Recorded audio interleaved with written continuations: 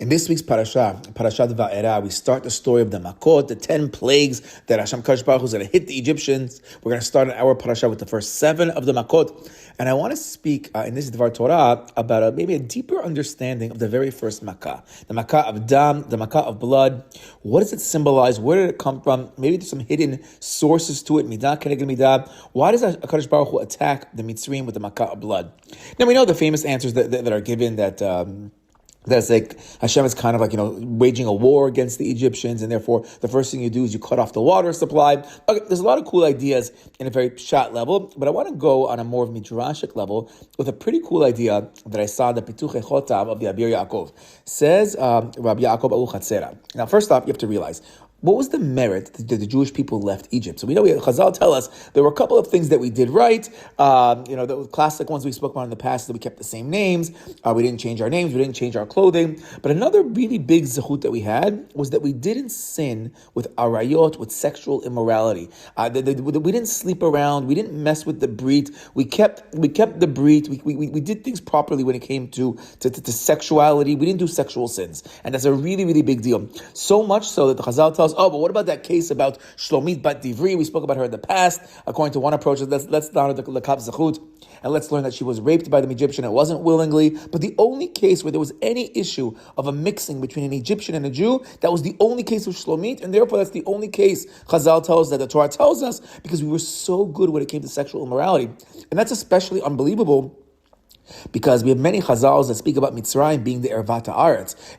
Mitzrayim was that place of sexual immorality, to the point that when Avraham Avinu was going down with Sarah Imenu, he has to say that you're my sister because they might kill me because of you. Now we also know another big zechut to leave Egypt was zechut Avot, the zechut of Abraham, Yitzhak, and Yaakov, but also the zechut of the Imahot, especially Sarah Imenu. And we spoke in the past that the whole story of Sarah being taken captive in Paro's palace to begin with is a mini Pesach story, that Sarah gets taken a slave into his chamber. He tries to sleep. We sleep with her. She won't let. God plagues him instead. Eventually, Paro sends them away with great wealth. Rechush Gadol.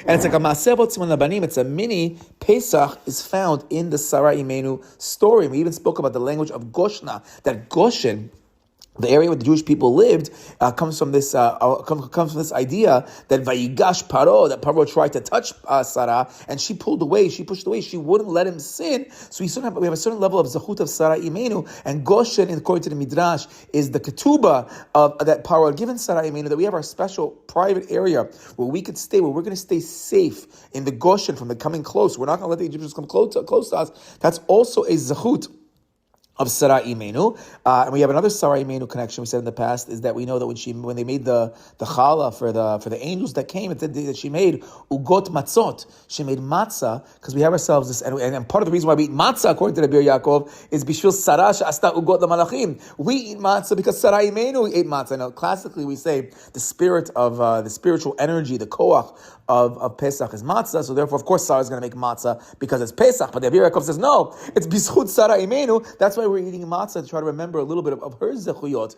And what's the big zechut we have of Sarah in Egypt? That she doesn't give in to sexual immorality. What was our big zechut? What was Yosef's zechut? Yosef also was known as the Shomer HaBrit. He didn't give into a sexual immorality. And we know that we're going to leave Egypt. What's going to be one of the two bloods? We're going to have these blood concepts of the Dam Korban Pesach, but then we also have the Dam Milah. We're going to do a Brit Milah. Again, Tikkun HaBrit. So here's the idea that I saw in the Abir Yaakov. Why is the first Makkah Dam? Why is the first one blood?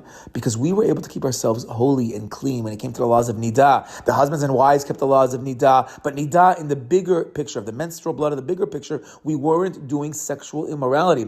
Now they even say that there's ideas that the Mitzrayim maybe tried to even make us women not even go to the mikvah, but the women wouldn't listen. They'd find their ways to make it there, or Hashem made miracles that they didn't become niddah. But whatever it was, the concept of the niddah, we kept the laws of family purity. So therefore, what's the first Makkah going to be? How are we going to hit the Egyptians? We're going to hit them with the Dam Niddah. The first Makkah is blood, symbolizing the blood of the Niddah, to make a statement saying we were clean, so now we're going to fight you back with that Dam Niddah. Shabbat Shalom.